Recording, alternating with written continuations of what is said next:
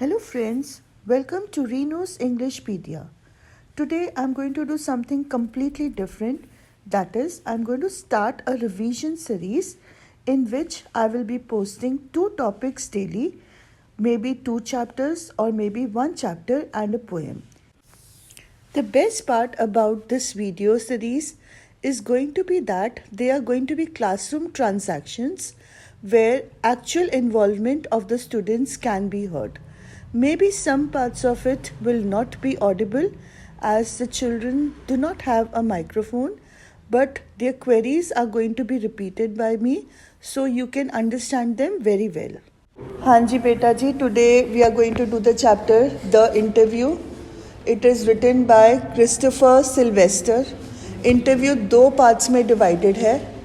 First part जो है वो बेसिक डिस्कशन ऑन इंटरव्यू है कि इंटरव्यू होता क्या है. जो सेकंड पार्ट है वो Mukund Padmanabhan, he is interviewer for the newspaper the Hindu, the news magazine, और हिंदू के लिए उसने अम्बर्टो इको को इंटरव्यू किया है, अम्बर्टो इको का इंटरव्यू लिया है, राइट. सो पहले हम पार्ट 1 डिस्कस करेंगे, then we'll come on to part 2. Part 1 simple है, 3 पार्ट्स में डिवाइडेड है. What is the meaning of interview, फिर positive impacts of interview and negative impacts of interview. सिर्फ इतना ही है. मोस्ट प्रोबेबली जो क्वेश्चन आएगा वो पॉजिटिव नेगेटिव इम्पैक्ट्स पे आएगा, या फिर 2 लोगों को, Rudyard Kipling and Rudyard Kipling को और एच.जी. वेल्स को बड़े सरकास्टिकली उन्होंने रिफ़र किया है. आयरॉनिक सिचुएशन है, ये इंटरव्यूज़ को बुरा कहते हैं, but at the same time they have interviewed different people. Rudyard Kipling ने जोसेफ स्टालिन को इंटरव्यू किया था और एच.जी. वेल्स ने जोसेफ स्टालिन को इंटरव्यू किया था और रुडयार्ड किपलिंग ने मार्क ट्वेन को इंटरव्यू किया था, राइट. गुड मॉर्निंग बेटा जी, आपको यहाँ पे ये याद रखना है both H G. Wells and Rudyard Kipling में क्या सिमिलैरिटी थी. इस पॉइंट को लेकर कोई क्वेश्चन आ सकता है. आपको पूछा जाता है मतलब why are they called hypocrites और what is the similarity between both of them. Hypocrite का मतलब होता है जो बोलता कुछ है और उसका करता ही बिल्कुल डिफरेंट होता है, जिसको हम डबल फेस कहते हैं, दोगला कहते हैं, जिसकी एक बात नहीं होती, अपने लिए अलग रूल होता है और दूसरों के लिए अलग रूल होता है. कहने को तो वो कहते थे इंटरव्यूज़ बहुत गलत चीज़ें हैं, वो ऑर्डील है, हमारे को उसका मतलब हमारे को उससे तकलीफ़ होती है, हमारी पर्सनालिटी डिमिनिश होती है, बट खुद जाके उन्होंने दूसरे लोगों का इंटरव्यू लिया हुआ है. रुडयार्ड किपलिंग ने मार्क ट्वेन का इंटरव्यू लिया था और एच.जी. वेल्स ने जोसेफ स्टालिन का इंटरव्यू लिया था, राइट. तो इसीलिए हम इनको हिपोक्रिट्स कहते हैं. ये पॉइंट नोट कर लो, ये बहुत इंपॉर्टेंट पॉइंट है, क्योंकि आपको एग्ज़ाम्स में हिपोक्रिट वर्ड नहीं याद रहेगा. हिपोक्रिट हो गया, डबल फेस्ड हो गया, कहना कुछ करना कुछ, that is a hypocrite. Okay, so starting with the meaning of interview. What is the meaning of an interview? Interview क्या होता है? हाँ जी, my question was what is an interview? An interview is a kind of a journalism where we try and get to know the other person. एक question पूछता है, एक जवाब देता है. जो क्वेश्चन पूछता है उसको इंटरव्यूअर कहते हैं, जो जवाब देता है ही और she is known as an interviewee. Okay, now we come to the positive views on interview. लोगों को इंटरव्यू के बारे में उनके पॉजिटिव ख्याल क्या क्या थे, वो इंटरव्यू के बारे में पॉजिटिव किस तरह से थे. इंटरव्यू पॉजिटिव होता है because they regarded as a source of truth. बोलते हैं जो हमें सच्चाई मिलती है वो जनरली इंटरव्यू से मिलती है. वी आर नॉट डिबेटिंग, हमने इस बात को डिबेट नहीं करना है, हम सिर्फ लोगों की सोच के बारे में बता रहे हैं कि जिनका पॉजिटिव व्यू है वो इंटरव्यू को कैसा रिगार्ड करते हैं. दे से it is the highest form of a source of truth. अगर हमें किसी से सच्चाई जाननी है तो उसके मुँह ज़ुबानी सुनो और आपको एक्चुअल में सच्चाई मिलेगी. सेकंड, वो कहते हैं कि interview in its practice is an art. अगर एक बंदे को सचमुच में इंटरव्यू लेना आता है तो interview is not just an interview, वो एक आर्ट फॉर्म बन जाता है, एक कला बन जाती है, एक बहुत ब्यूटीफुल डिस्प्ले ऑफ स्किल बन जाता है। तो वो उसको एक आर्ट की तरह इक्वेट करते हैं। एक अलग इंटरव्यू का इम्पैक्ट है, व्यू पॉइंट है, that is it is a supremely serviceable medium of communication. Supremely का मतलब है सबसे अच्छा, सबसे मेजेस्टिक। सर्विसेबल जो सबसे कामयाब है, जो नॉर्मल हर इंसान कर सकता है। एंड मीडियम ऑफ कम्युनिकेशन, बातचीत करने का तरीका, किसी को जानने का तरीका। तो ऑलमोस्ट सबके व्यूज़ जो हैं वो इसमें सिमिलर आ जाते हैं। नेक्स्ट व्यू है इंटरव्यूज़ के बारे में, positive view, that it offers the most vivid impressions of our contemporaries. Offers the most vivid impressions of our contemporaries. इसका मतलब है कंटेम्पररी वो होते हैं जो हमारे टाइम एरा में हमारे साथ चलते हैं। जो जैसे आप अभी 18-19 साल के हो, जब आप 30-35 साल के होगे तो आपके एज से रिलेटेड जो लोग उस टाइम पे चल रहे होंगे, Mahatma Gandhi is your contemporary. Mahatma Gandhi आपके कंटेम्पररी हैं कि पास्ट एरा के हैं? पास्ट एरा के। कंटेम्पररी मतलब जो आपके एरा में चल रहे हैं, यस। तो उनके हिसाब से उनके जो इम्प्रेशन है वो हमें कहाँ से पता चलता है?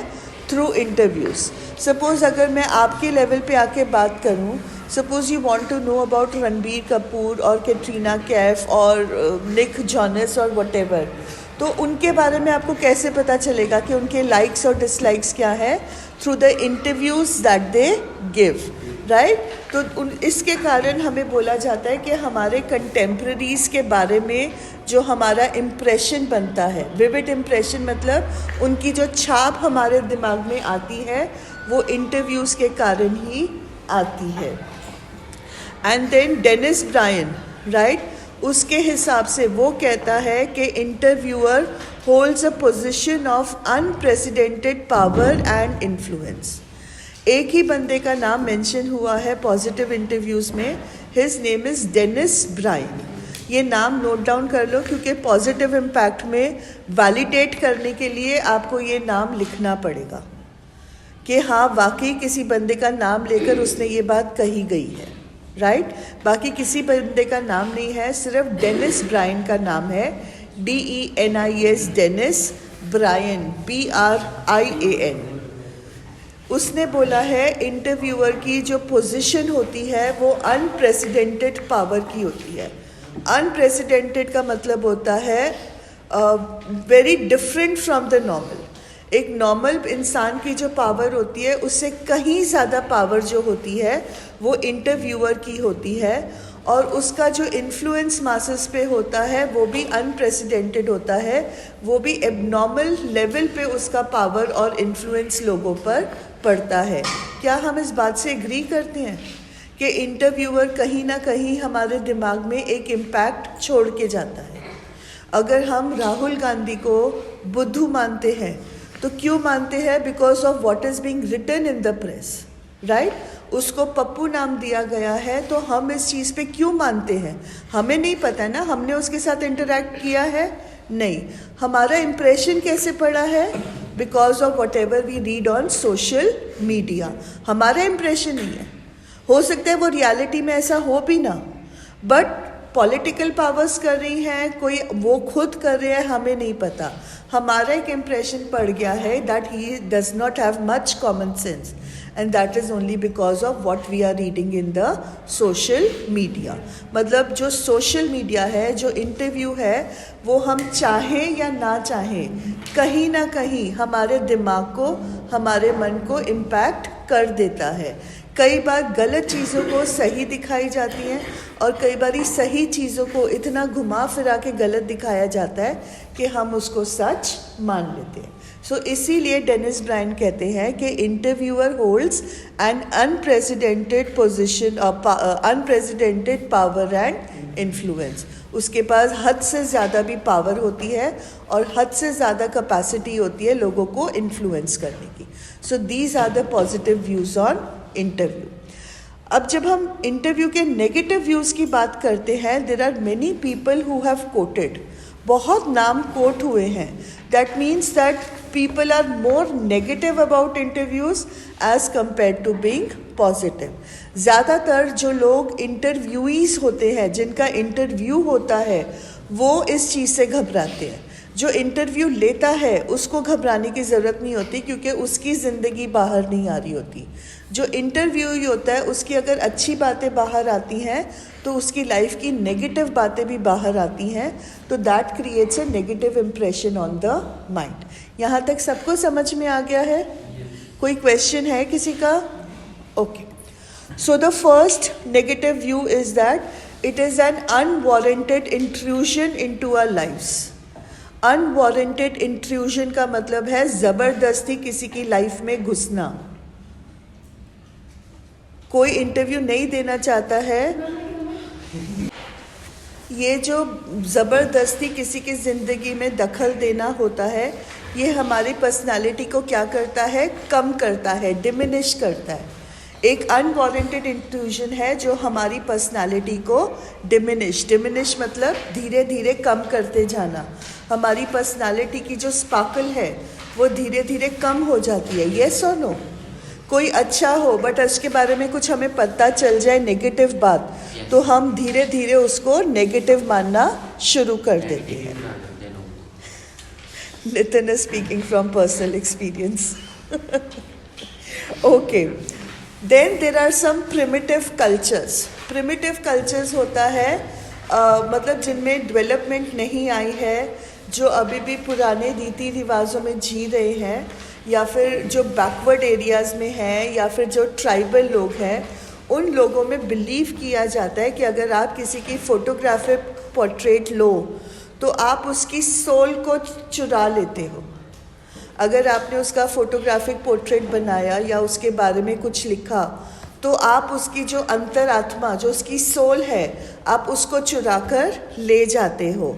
In India also many years back, around 100 years back, 100 तो नहीं, maybe 70-80 years back, जब नए नए कैमरास वगैरह लोगों के पास आए थे, तो उस टाइम पे माना जाता था कि अगर आप एक प्रेग्नेंट वुमेन का फ़ोटोग्राफ लोगे तो वो बच्चे को हार्म करेगा, वो उस बच्चे की पर्सनालिटी को, उसको नेगेटिव इम्पैक्ट उस पर डालेगा. तो कई कल्चर्स, मैं पंजाब की ही बात कर रही हूँ, कई कल्चर्स में प्रेग्नेंट वुमेन की फ़ोटोग्राफ नहीं लेने देते थे. राइट? ये तो आपको पता ही है. खैर, we are digressing, we will not talk about that, but yes, primitive cultures में they believe that if someone is interviewed तो आप उसकी सोल को चुरा कर ले जाते हो. Then there was V.S. Naipaul. The third negative impact in view is that of V.S. Naipaul. उन्होंने कहा है कि लोग इंटरव्यू से घायल होते हैं. Some people are wounded by interviews. घायल होने के लिए वोकैबलरी है वुंडेड. वुंडेड वर्ड नहीं याद रहेगा तो you can write hurt, HURT, hurt, और वुंडेड, WOUNDED, चोट लगना, जख्म होना. कई चोटें आत्मा पे लगती हैं, और इंटरव्यू जो चोट देता है वो आपको आत्मा पे चोट देता है. Some people are wounded by interviews and lose a part of themselves. और वो इंटरव्यू से इतना डिप्रेस हो जाते हैं कि उनका एक इम्पॉर्टेंट पर्सनालिटी, जो एक important part of the personality होता है, वो कहीं खो जाता है. नेक्स्ट, ल्यूइस कैरल ने बोला है, उसने कभी भी इंटरव्यू के लिए हामी नहीं भरी. उससे कभी भी किसी ने इंटरव्यू की बात करी तो उसने हमेशा मना किया, ये कहते हुए कि she had a just horror of the interviewer. बोलती है वो इंटरव्यूअर को देखकर ही अपनी सुध बुध खो जाती थी. उसको इतना डर लगता था कि वो कुछ बोल ही नहीं सकती थी. उसका जो मेन डर था, जो उसने बोला है, that was a horror of being lionized. She had a horror of being lionized. Lionized का मतलब होता है कि किसी को बहुत बड़ी पर्सनालिटी बना देना। लायन कैसा जानवर है? खूंखार है, मैजेस्टिक एनिमल है कि चूहे की तरह दबका हुआ एनिमल है? He is the king of the jungle. Yes, उसकी मैजेस्टिक पर्सनालिटी है। तो जब हम टर्म यूज़ करते हैं बीइंग लायनाइज्ड, प्लीज़ ये टर्म लिख लो, ये आपकी वोकैबुलरी के लिए इम्पॉर्टेंट टर्म है। LION IZED। बेटा lion is not loin. Loin होता है आपका डायपर, जिसको लंगोट बोली जाती है, that is loin cloth. Please loin नहीं बोला करो, इट इज़ लायन, LION। और उसी से टर्म आया है बीइंग लायनाइज्ड। इसका मतलब होता है किसी को इतना बड़ा बना दो जितना वो बड़ा नहीं होता है, उसको पेड़ पे चढ़ा दो। नहीं, पेड़ पे नहीं, कहावत क्या थी? नहीं, वो कुछ और चढ़ाते हैं, चने के झाड़ पे चढ़ाना, राइट? किसी को चने के झाड़ पे चढ़ाना, that is known as to become lionized. एक तो ना मेरी हिंदी की तुम लोगों ने, ओके फॉरगेट। चलो next is Saul Bellow. Saul Bellow ने डिस्क्राइब किया है इंटरव्यू को as thumbprints on his windpipe. Windpipe कहाँ होती है? गले में। Thumbprints on his windpipe, इसका मतलब क्या हुआ? Pressure exerted on your throat. उससे क्या होगा? आपको सांस आएगी? सांस नहीं आएगी तो क्या होएगा? मर जाओगे। यस और नो? सीधा भगवान के पास पहुंचोगे। तो वो बोलता है कोई इंटरव्यू मेरा लेता है तो मुझे ऐसा लगता है कोई मेरी सांस को दबा रहा है। He describes it as thumbprints on his windpipe. अब कैरोलीन है, she is the wife of Rudyard Kipling. उसने अपनी डायरी में लिखा था ऑन अक्टूबर 14, 1892, और ये जो लाइंस थी जो उसने अपनी डायरी में लिखी थी, ये रुडयार्ड किपलिंग की ही लाइंस थी। That Kipling considered interview as immoral. Immoral मतलब मोरालिटी के अगेंस्ट। हमारी जो संस्कृति है, जो हमारा कल्चर है, जो हमारा प्रिंसिपल्स होते हैं सही और गलत के, तो इंटरव्यू जो है वो इमोरल है, हमारे प्रिंसिपल्स के अगेंस्ट है। It is a crime. Crime सबको पता है, गुनाह। It is N assault. Assault क्या होता है? असॉल्ट का मतलब होता है किसी के ऊपर वार करना। इंडिया में अगर एक मदर आपके ऊपर चप्पल फेंकती है, फ्लाइंग मिसाइल आता है, तो वो असॉल्ट कंसिडर होगा? नो, वो तो पंजाबी मदर्स का जन्म सिद्ध अधिकार है, राइट? बट अगर यही चप्पल अमेरिका में आएगी तो पुलिस आएगी। That is what my son keeps on threatening me. क्योंकि जब वो मुझे तंग करता है, मैं कहती हूँ मैं तेरे को अमेरिका में आके तेरे को पीटूंगी, एंड ही सेज मैं आपको पुलिस में दे दूंगा।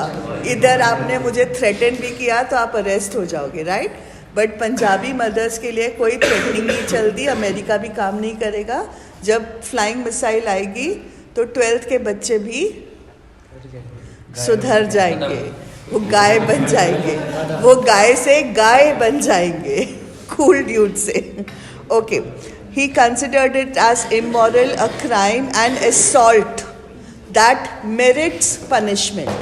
Merits punishment मतलब एक ऐसा क्राइम है, एक ऐसा गुनाह है जिसको पनिशमेंट देनी बहुत ज़रूरी है। एंड वो इसको कावर्डली और वाइल्ड भी मानता था। रुडयार्ड किपलिंग, आशीष, रुडयार्ड किपलिंग इंटरव्यू को कावर्डली मतलब डरपोकों का काम, जो डरपोक होते हैं वो ये काम करते हैं। और VILE, वाइल का मतलब बहुत ओछी हरकत, सबसे गिरी हुई हरकत, राइट? अब इतना कुछ उसने इंटरव्यूज़ के अगेंस्ट बोला है, इंटरव्यूअर के अगेंस्ट बोला है, तो जब हम कहते हैं कि उसने यही असॉल्ट मार्क ट्वेन पे किया था, तो डज इट बिकम आयरॉनिक? मैंने ये बात शुरुआत में लेक्चर में समझाई थी। रुडयार्ड किपलिंग ने इतना कुछ इंटरव्यूअर और इंटरव्यू के अगेंस्ट बोला है, और जब उसने खुद ये काम मार्क ट्वेन पे किया था तो वो रुडयार्ड किपलिंग को क्या बनाता है? He becomes a hypocrite. He becomes a hypocrite. क्यों? क्योंकि उस जो वो कहता है उस पर वो कायम नहीं रहा.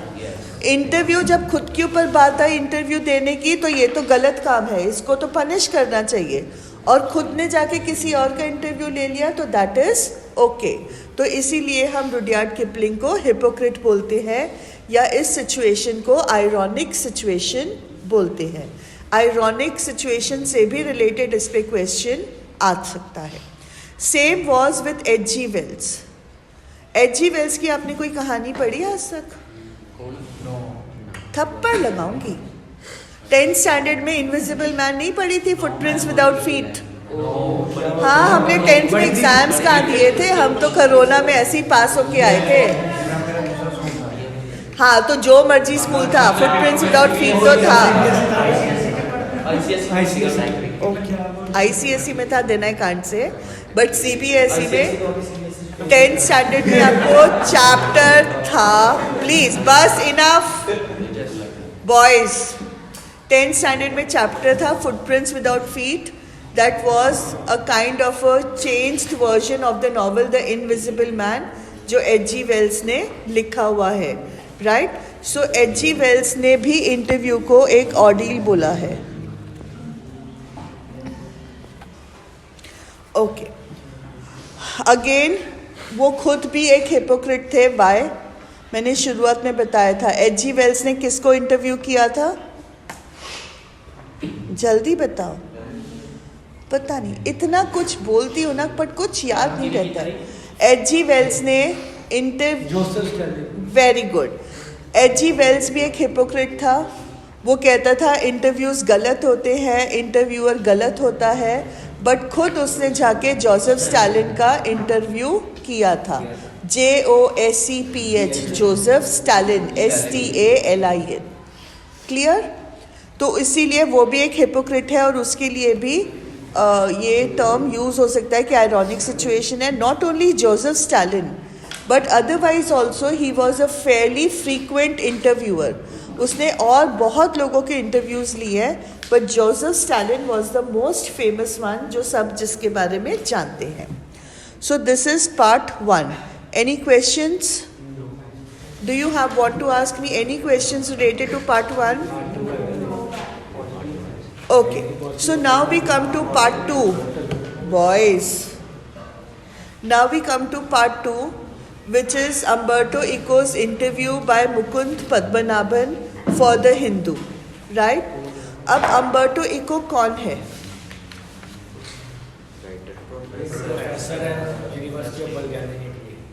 He is actually, by profession, he was a professor at the University of Bologna in Italy. But he gave up teaching. He preferred to be a writer. और उन्होंने semiotics, SEMIOTICS, semiotics, SEMIOTICS, semiotics पे काम करना शुरू किया. अब semiotics है क्या? It's a study of science, SIGNS. Science का मतलब क्या होता है? साइंस रोड साइड वाले साइंस नहीं होते बेटे जी. जब हम साइंस की बात करते हैं we need to go back to the medieval era. Medieval era था जब जीसस क्राइस्ट धरती पे थे. राइट. अगर आपने डा विंची कोड पढ़ी है या बॉयज, मैं वही तो समझा रही हूँ. अगर आपने डा विंची कोड देखी है या पढ़ी है तो उसमें जीसस क्राइस्ट के जो आगे बच्चे हैं उसके ऊपर पूरी की पूरी वो एक डिटेक्टिव बुक लिखी गई है. It's a kind of an kind of an adventure novel जिसमें ये कहा गया है कि जीसस क्राइस्ट की आगे एक स्वीट हार्ट भी थी और उससे उसकी फैमिली भी आगे चली है, और आज भी जीसस क्राइस्ट के जो आगे के जो ग्रैंड चिल्ड्रन थे या ग्रेट ग्रैंड चिल्ड्रन थे वो आज भी ज़िंदा हैं। और ये जो साइंस हैं ये followers, real followers of Jesus Christ को, उनकी फैमिली को प्रोटेक्ट करते हैं। अब जीसस क्राइस्ट को प्रोटेक्शन की क्या ज़रूरत थी? बिकॉज हर एरा में जब कोई प्रॉफिट आता था, जब बोला जाता था कि वो भगवान का बंदा है, जैसे कृष्ण जी को है ना, वो कंस मामा ने मारने की कोशिश करी थी, राइट? बिकॉज जब किसी भी इंसान को बोला जाएगा कि भगवान का रूप आ रहा है, तो जो बुरा इंसान होएगा वो उस चीज़ को ख़त्म करने की कोशिश करेगा। तो जब जीसस क्राइस्ट के लिए प्रेडिक्शन हुई थी that the son of God is coming down to earth, तो इनके कई लोग थे जो नहीं चाहते थे जीसस क्राइस्ट क्रिश्चियनिटी को प्रोपगेट करे, क्रिश्चियन वैल्यूज़ पे लोग चले, क्योंकि उनकी हुकूमत ख़त्म हो जाती थी, राइट? गॉड बोलते हैं कि every person is equal, but राजा बोलता है कि आई एम सुप्रीम, तुम मेरे स्लेव्स हो। तो क्रिश्चियनिटी आती तो ये सारी चीज़ें ख़त्म हो जाती। I will not get into Christianity too much, but आपको सिर्फ समझना है।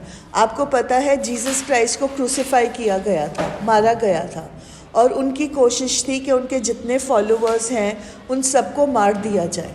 तो जीसस क्राइस्ट की जो वाइफ थी, I think her name was, मैं नामों में गड़बड़ करती हूँ, उनका कुछ तो नाम मैरी मैगडलीन था, ऐसे ही कुछ नाम था, मैरी मैगडलीन ही था शायद। शी वॉज जो उनकी एक ना लास्ट पेंटिंग है लियोनार्डो डा विंची ने बनाई है, द लास्ट सपर, उसमें भी मैरी मैगडलीन दिखाई गई है and she is shown as being pregnant in that painting. तो ये डा विंची कोड में क्लियर लिखा हुआ है, और डा विंची कोड में पूरा वो उसका कहाँ पे उसको लेकर जाया गया था, कहाँ उसकी डिलीवरी हुई थी, आगे उसके बच्चों को कहाँ पे रखा गया था, वो पूरा डिस्क्रिप्शन था। तो वो जो साइंस हैं, राइट, इनको बोला जाता था टेम्पलर नाइट्स। टेम्पलर नाइट्स होते थे जो जीसस क्राइस्ट की फैमिली को प्रोटेक्ट करने के लिए एक पूरा एक ग्रुप बना था, द नाइट्स के नाम से वो जाना जाता था। तो ये जो साइंस हैं वो सिर्फ नाइट्स को पता होते थे कि जीसस क्राइस्ट की आगे फैमिली कहाँ छुपी हुई है। अम्बर्टो इको इन साइंस को इंटरप्रेट करता था, उसका काम था ये साइंस को इंटरप्रेट करना। That is why it is known as a study of semiotics, a study of science. अगर आप देखोगे जो उसकी मोस्ट फेमस नॉवल है the name of the rose, तो रोज़ जो है वो बहुत बड़ा साइन है which is associated with Jesus Christ. अगर आप रोम में जाके देखोगे तो यहाँ पे रोज़ से रिलेटेड आपको बहुत सारे साइंस अंदर ही अंदर दिखाई देंगे। If you go into semiotics you will be very surprise कि आपको कितना कुछ है जो नहीं दिखा। इवन वो जो लियोनार्डो डा विंची की जो पोर्ट्रेट है द स्माइल वाली, the lady with the smile, है ना, उसमें भी कहते हैं कि बहुत सारे उन्होंने बातें छुपाई हुई हैं, बहुत सारा उसमें कोड लैंग्वेज में बातें लिखी हुई हैं which can be only read by the knights, right. तो इन सब की जो स्टडी थी वो अम्बर्टो इको करते थे। डिड यू अंडरस्टैंड कि सिमियोटिक्स क्या है? It is a study of science. Science रास्ते वाले साइंस नहीं है, साइंस है which are hidden in art, right. और ये साइंस हमारे को मिडीवल एरा के ऊपर बताते हैं। अब ये स्टडी ऑफ सिमियोटिक्स किसके साथ रिलेटेड हो गई? Literary interpretation. मैंने आपको बताया ना बाइबल में भी साइंस हैं कि जीसस क्राइस्ट की फैमिली को क्या हुआ, तो वो सारी लिटरेरी इंटरप्रिटेशन अम्बर्टो इको करते हैं।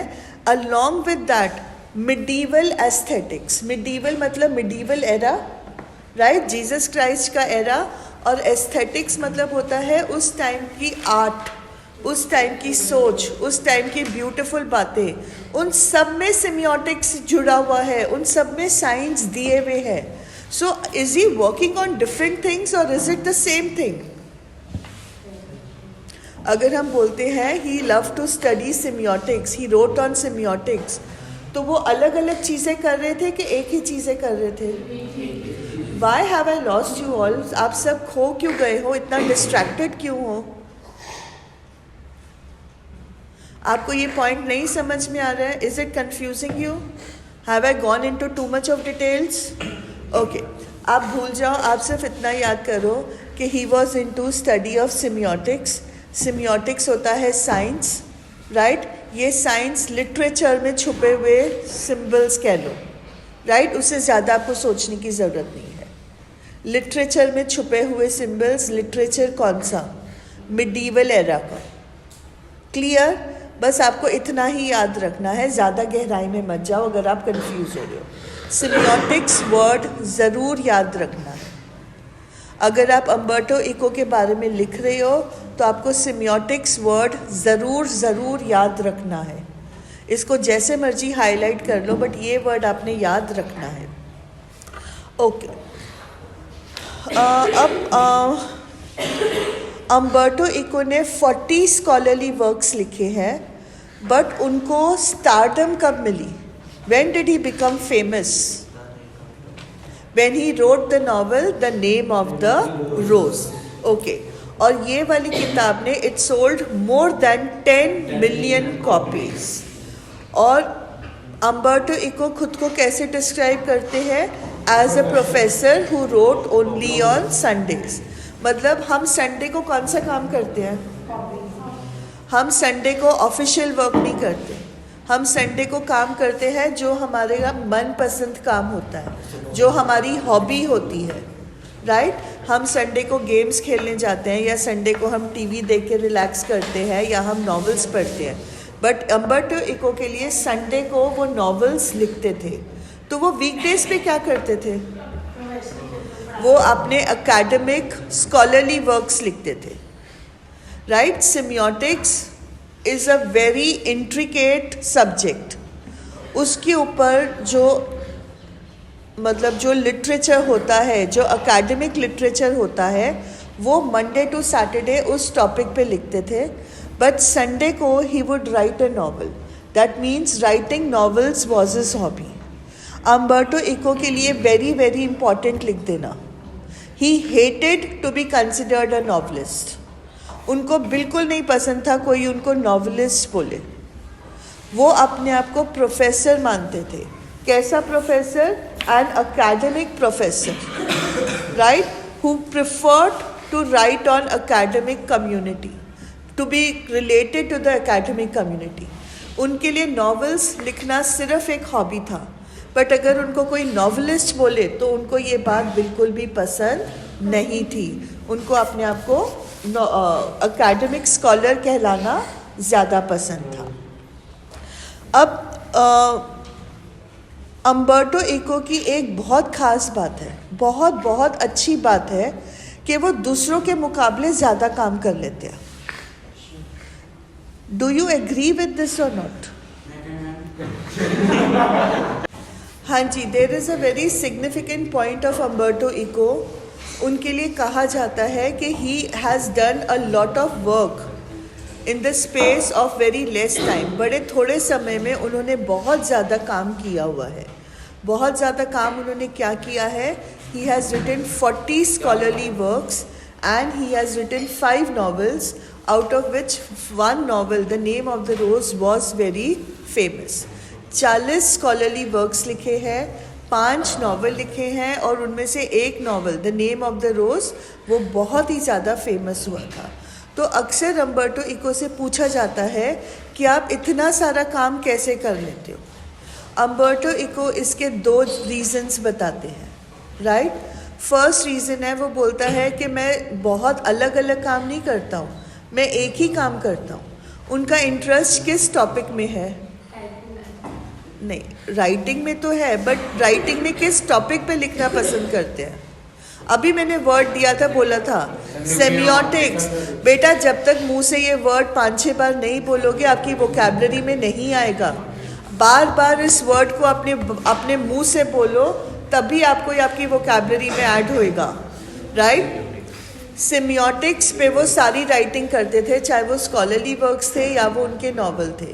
तो बोलते हैं मैं तो एक ही काम करता हूँ, मैं अलग अलग टॉपिक्स पे नहीं लिख रहा, मैं सेमियोटिक्स पे ही लिख रहा हूँ.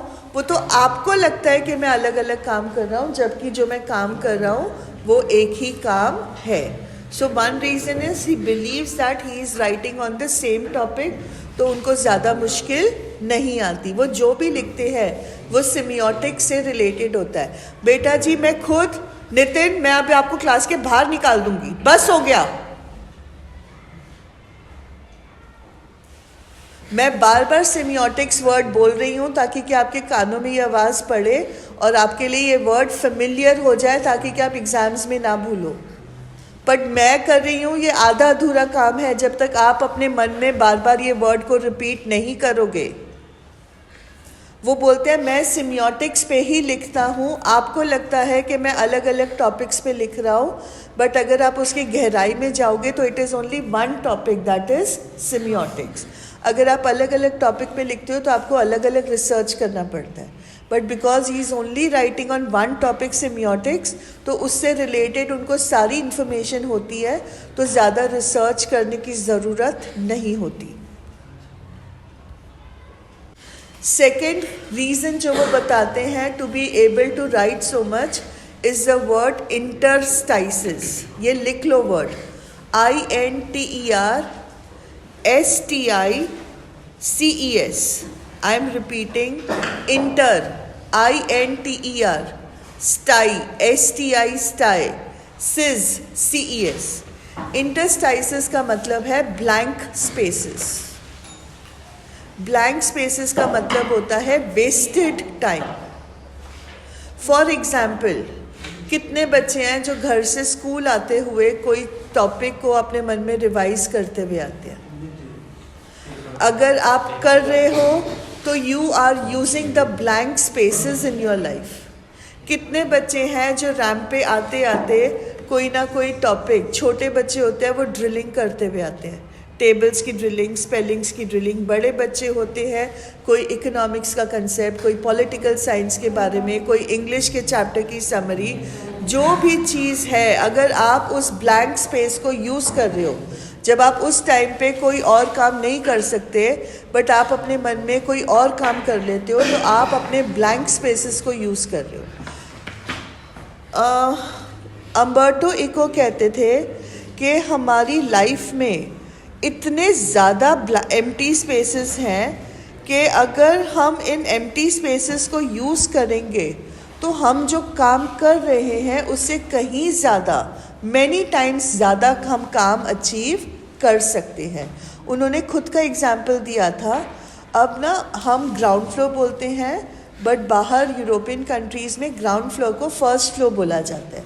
कहते हैं मैं जब फर्स्ट फ्लोर से थर्ड फ्लोर एलिवेटर में जाता हूँ तो कितना टाइम लगता है, हमें लगेगा कुछ सेकंड्स की बात है या 1 मिनट की बात है, उसमें बंदा क्या ही कर लेगा. बट अम्बर्टो इको कहते हैं कि वो कुछ सेकंड्स में वो एक आर्टिकल प्रिपेयर कर लेते थे, वो एक आर्टिकल लिख लेते थे. तो उन्होंने अपने ब्लैंक स्पेसेस को यूटिलाइज करके इतना ज़्यादा काम किया है. Right, so this is one. Next question, Umberto Eco, how does Umberto Eco या what reason does Umberto Eco give for being able to accomplish so much of work?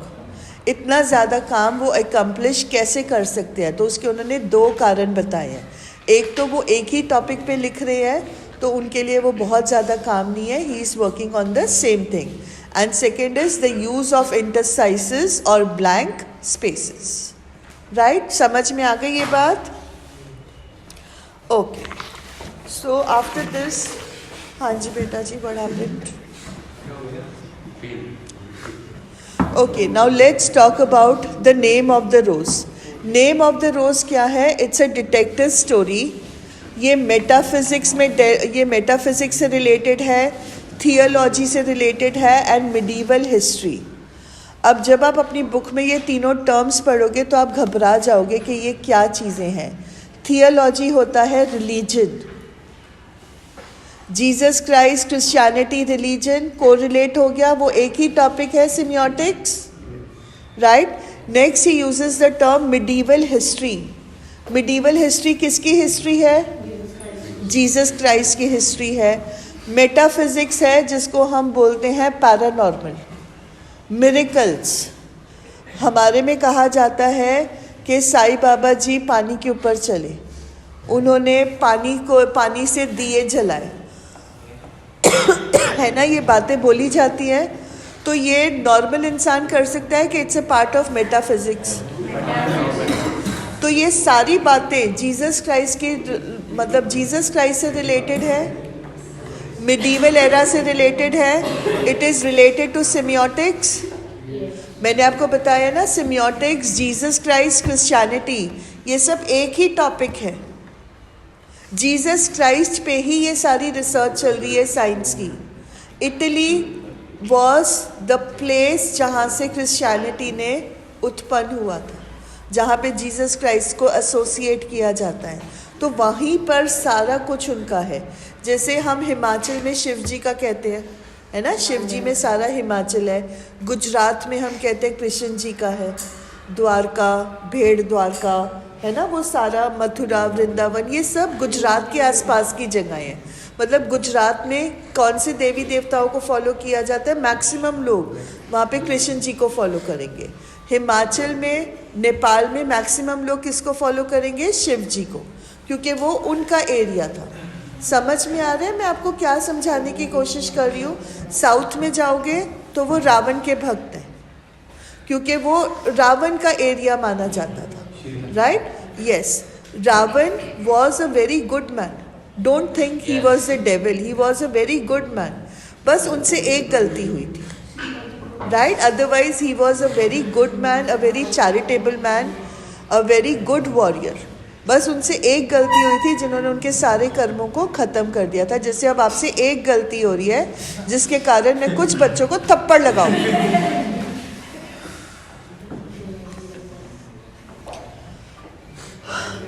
Next point in question है the popularity of the name of the रोज।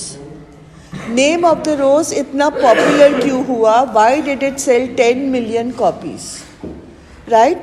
तो Umberto Eco कहते हैं, मैं तो खुद बड़ा हैरान हूँ कि ये इतने ज़्यादा कॉपीज़ कैसे सेल हुई। वो बोलते हैं अगर हो सकता है ये टाइम एरा था जब सब जीसस क्राइस्ट के की ओरिजिन, उनका फ्यूचर के बारे में जानना चाहते थे, तो शायद इसीलिए ये नावल सक्सेसफुल हुई।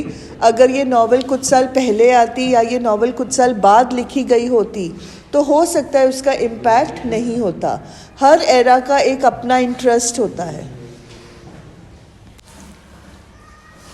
Everyone is mystified by the popularity of the sale of the novel, The Name of the Rose, right?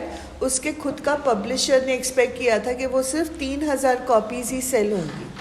तो जब 10 मिलियन कॉपीज सेल हुई तो एवरीवन वाज पजल्ड। तो even journalist, even publishers, everyone was puzzled.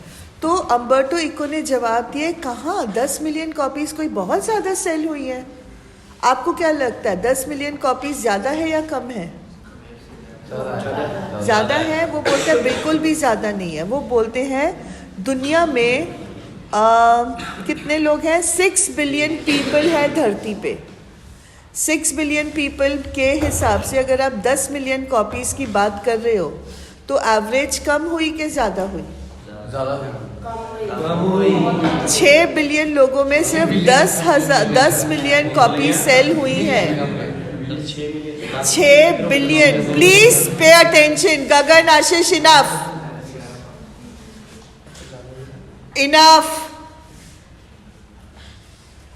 अगर दुनिया में 6 billion लोग हैं तो 10 मिलियन, अगर उसको आप रेफरेंस करके देखो, उसको प्रोपोर्शनेट लेवल पे देखो, तो वो बहुत माइन्यूट नंबर ऑफ कॉपीज़ जो है वो सेल हुई हैं। तो बोलते हैं तुम अचंबा नहीं करो, तुम बिल्कुल सही हो, ये ज़्यादा पॉपुलर नहीं है। अगर ज़्यादा पॉपुलर होती तो ये 6 बिलियन कॉपी सेल होती, बट मेरी तो सिर्फ 10 मिलियन कॉपीज़ ही सेल हुई हैं।